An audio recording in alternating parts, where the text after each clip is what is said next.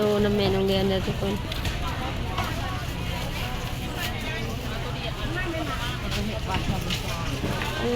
คนเยอะคนกินตลาดเซโน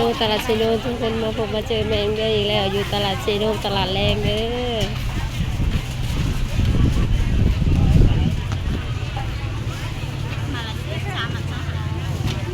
กิโลมัดละ10เล็กน้อย จิตอ่ะมือกระเจ้างนี่ดักเหตุกันเลยและแกงจะผักห่มมา แกงที่ผักหอมดีกว่า อันไหนใส่ลิกหรือใส่เดาน่ะ อะไร สิ้นอย่างมัดเท่าไหร่นะ ข้าวอ่ะน้ำมัน50ชีต่อ